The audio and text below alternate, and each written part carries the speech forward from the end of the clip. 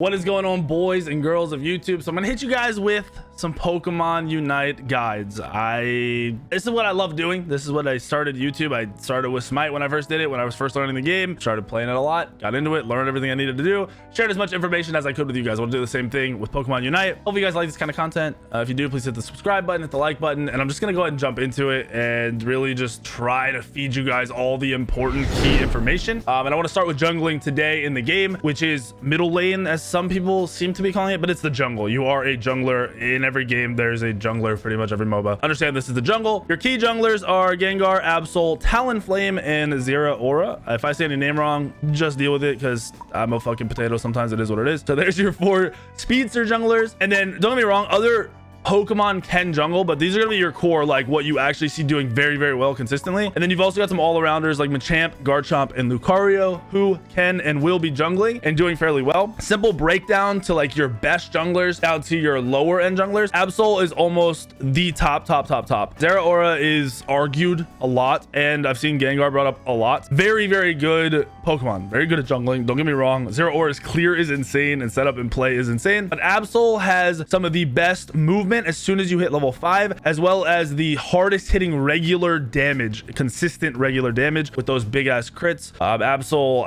I mean, I've got clips at level 5. I run up to the dual lane and hit both of them for 1600 at the same time, which is basically a one-shot auto winning that top lane and getting you free points and making that snowball begin. Gengar, once Sludge Bomb and Hex is online, the ability to throw that Sludge Bomb and spam Hex, really strong, but a little bit later. You got to get that higher level. Talonflame has really crazy movements and CC setups and good burst damage, the ability to one-shot somebody, but very bursty, and then wait, and then burst, and then wait. And then Zeraora is a little bit more consistent depending on which ability build you decide to go. But I would definitely put Absol at the top. I would put Gengar up there, just a little bit slower in the end. I like Zeraora, probably second best jungler. Talonflame I put 4. So I go Absol 1, Zera 2, Gengar 3, Talonflame 4, and then we run up to the all-arounders. I think Machamp is insane out of the jungle. I think it's a very underrated, but he's also a very good all-arounder and brawler for the bot lane if that's where you decided to take it. And Lucario, insane damage, very consistent good damage, and a lot of movement. Very hard to kill, however not as bursty. It's more sustained. Like, he's one of those Pokemon that wants to be in the fight for a good amount of time, but also has the ability to dodge a bunch of this stuff thrown at him. And then Garchomp needs to get those levels, a little bit slower online, but once he comes online has a lot of damage, a lot of setup for his team. So I'd probably do, if I was going to rank them, I'd say out of all the junglers that we already got top 4, I'd say Lucario 5, Machamp 6, and Garchomp 7. I wouldn't really take Charizard in the jungle unless you're trolling. And then some of the other Pokemon, like I said, you can take them in the jungle. Greninja, Cram, Mr. Mime, I've even seen played for fun. You can do whatever you want, but I'm just giving you like the best of the best, your best options, and what I think you should be playing.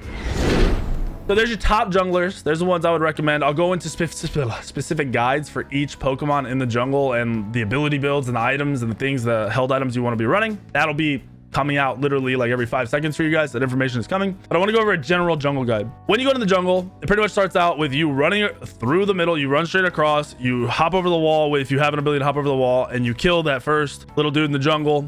He runs away from you, you kill him, great. Then the buff camps spawn. You've got your buffalo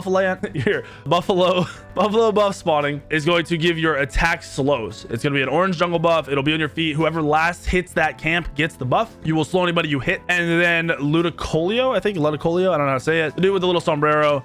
He's your second buff. It's a purple buff. Once again, when whoever last hits it will get the buff. And then once an enemy player is below 50% HP, you will do increased damage. I think it affects your autos and your special abilities as well. So those are both 2 very strong buffs.